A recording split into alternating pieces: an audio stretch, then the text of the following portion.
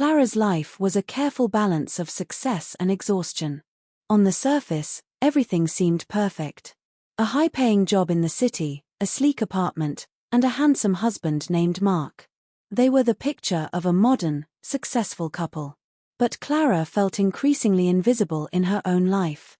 She had started out loving her job, but now it drained her, consuming her hours and energy. Mark, her husband, had once been affectionate and attentive, but the more time passed, the more distant he became. Work had swallowed him whole, and she was left to navigate the loneliness of their marriage alone. Every evening, Mark came home late, too tired to talk or engage. The little moments that once made their relationship special, laughing over dinner, sharing stories about their day, had vanished. Clara found herself increasingly yearning for connection, but she never received it from him. The distance between them wasn't just emotional, it had become physical too. The passion they once shared had faded into nothingness, and Clara's frustration began to build up, weighing her down. Her body had become a reflection of this internal turmoil. Tension crept into her muscles, making her shoulders tight, her back sore. She'd tried yoga, Pilates, even deep tissue massages, but nothing seemed to relieve the constant ache that seemed to settle in her bones. Her mind was equally burdened, racing with thoughts of how everything had gone wrong.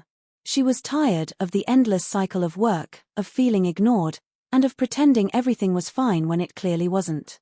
It wasn't until she overheard a conversation at work that Clara considered taking a different approach to her growing dissatisfaction. A colleague, Sarah, had mentioned an elderly man named Elias who lived in a small village on the outskirts of town.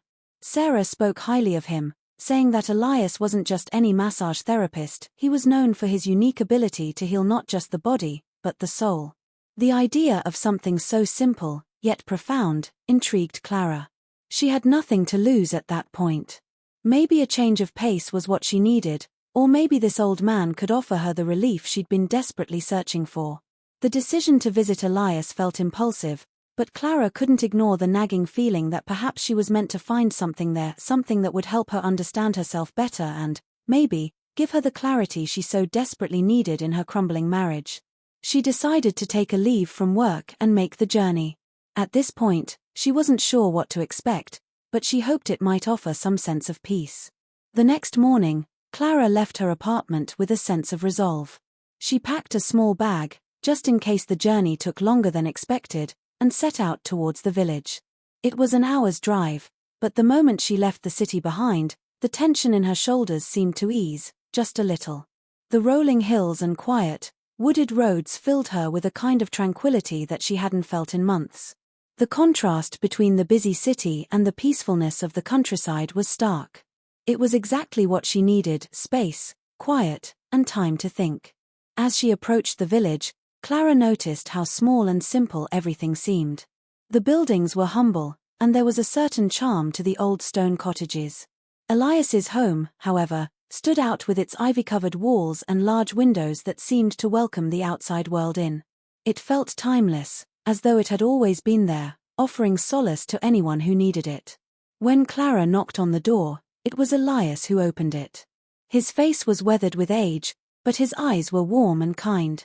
He didn't need to say much. His presence alone was calming.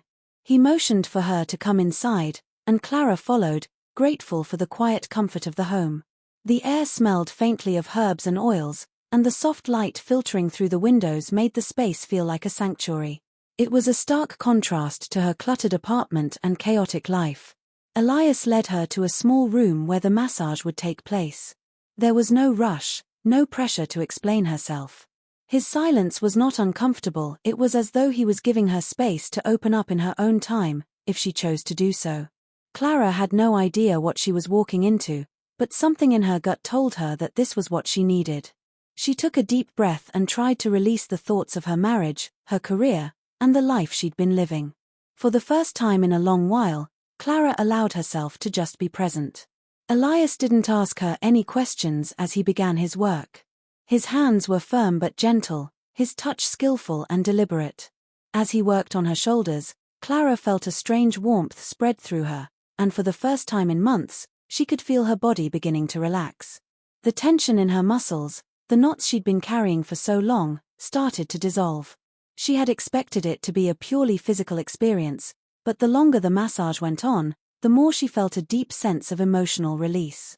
Her thoughts wandered, but not in the chaotic way they usually did. Instead of focusing on her failed marriage or the pressures of her job, Clara found herself reflecting on the deeper things, what had led her to this point, and what she truly needed in her life. With each press of Elias's hands, something inside of her seemed to shift. The weight of the last few years, the constant struggle to maintain a facade of happiness, began to feel less burdensome.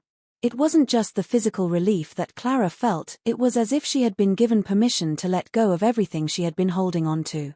Elias's touch didn't just ease her muscles, it calmed her mind. The longer she lay there, the more she realized how much she had been starving for intimacy, not just physical but emotional as well. She had been longing for someone to see her, to understand her, in a way that Mark no longer did. When the massage was over, Clara felt lighter, freer. She was no longer in a rush to figure things out. For the first time in what felt like ages, she allowed herself to just be. There was no immediate solution to her problems, no magic cure, but Elias had given her something she hadn't realized she needed, the space to breathe. As she thanked him and prepared to leave, Clara wasn't sure what would come next. But one thing was clear, she wasn't going back to her life the way it had been. Something had shifted, and she wasn't willing to ignore it any longer. Clara's visits to Elias became a regular occurrence. Each time, she felt herself growing more at ease in his presence. His massages, simple as they seemed, had a profound effect on her. She no longer went in search of just physical relief, she was seeking something deeper.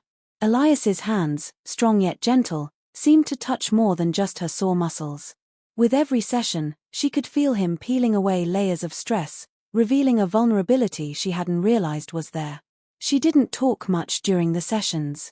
Elias didn't push her to share, but the silence was never uncomfortable. Instead, it felt like an invitation to reflect, to look inward and assess the place she was in.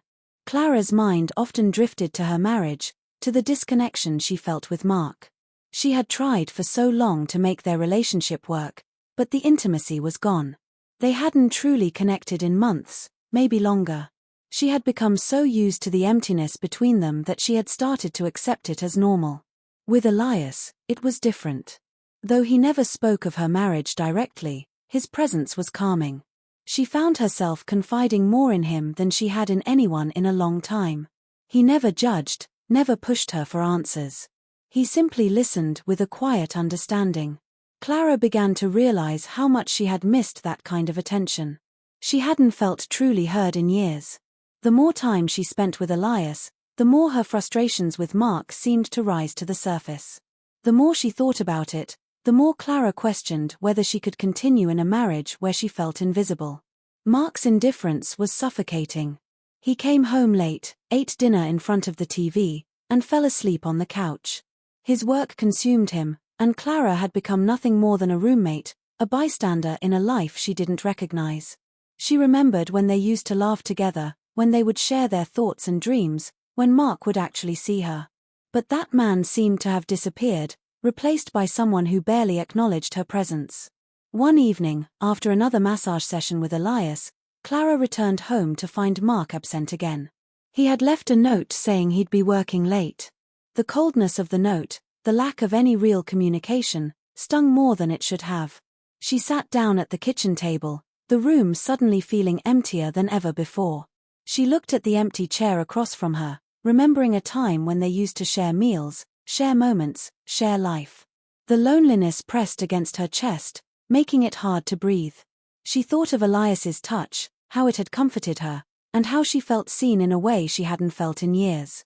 He never said anything overtly romantic, but the way he listened, the way he attended to her with such care, made her realize just how much she had been starving for that kind of connection. Clara tried to shake the feeling, tried to push it to the back of her mind. She told herself that Elias was just a healer, someone who helped ease her pain, nothing more. But the line between emotional comfort and something else was starting to blur. She could feel herself becoming more attached to him, more drawn to the safety of his presence. It was hard to ignore the longing she felt, not just for the physical touch, but for the emotional connection she had been missing for so long. One day, As she lay on the massage table, feeling Elias's hands work their magic on her tight muscles, Clara felt a wave of guilt wash over her. She couldn't deny the attraction she felt. It was something subtle, something she tried not to dwell on, but it was there. Elias's calmness, his attentiveness, made her wonder if she had been looking for affection in the wrong place. Was this attraction simply a result of her unmet needs, or was it something deeper? Her thoughts spiraled, and for the first time, she started questioning the very foundation of her marriage. She had always blamed herself for the distance between her and Mark, telling herself that maybe she wasn't doing enough to make him happy. But now, with Elias's influence, she began to see things more clearly. Mark's neglect was not her fault. She wasn't the one who had pulled away, he had.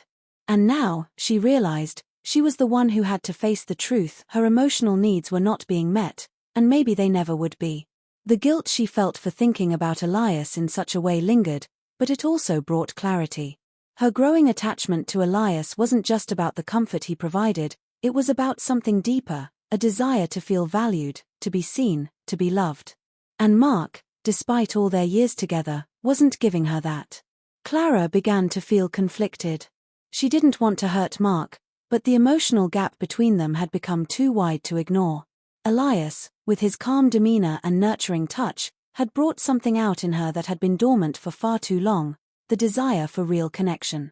She found herself wondering if it was possible to still find that connection with Mark, or if she had already lost it forever. Each time she left Elias's cottage, she felt a pang of sadness, knowing that her visits couldn't last forever. She was playing a dangerous game, and a part of her knew it. Yet, she couldn't help herself. The peace she found in his presence, the sense of being heard, was something she could never get from Mark. As much as she tried to deny it, the emotional attachment to Elias was growing, and she knew that it would eventually come to a head. Mark's neglect and Elias's gentle attention had created a storm inside of her. Clara didn't know where this path would lead, but she knew that she could no longer ignore the truth of her own feelings. Clara's mind became increasingly consumed by the growing emotional connection she felt with Elias. Every time she returned to her apartment, the contrast between the warmth of his presence and the cold indifference of Mark was unbearable. Mark's late nights and lack of affection had turned into a routine. He barely noticed when Clara spoke, and when he did, his responses were often short and disinterested.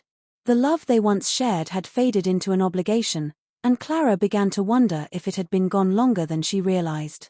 At first, she told herself that her attachment to Elias was simply a byproduct of the intimacy he provided, the relief from both physical pain and emotional strain. But as time passed, that reasoning started to feel hollow. She found herself thinking about Elias when she was alone in her apartment, replaying their conversations in her mind. His kindness, his quiet understanding, the way he seemed to sense her deepest struggles without her saying a word, it made her long for more. She was no longer visiting him simply to heal her body, she was visiting him because his presence made her feel alive, seen, and valued in a way Mark no longer did. Each session with Elias left her feeling lighter, but it also added to the weight of her guilt. Clara knew she shouldn't be harboring these feelings for another man. She tried to justify it by telling herself that Elias had never crossed a line, he had never made any overt advances, never suggested anything inappropriate. He was just a healer, a man who helped her with her pain. But it was becoming clear that her emotions were no longer just about the massages. She was starting to crave his presence, to wish for something deeper. The turning point came one night when Mark came home after yet another late shift. Clara had been waiting for him, hoping for some kind of acknowledgement, some small sign that he still cared. He walked in, barely glancing at her as he dropped his bag by the door. He didn't ask how her day had been, didn't share anything about his.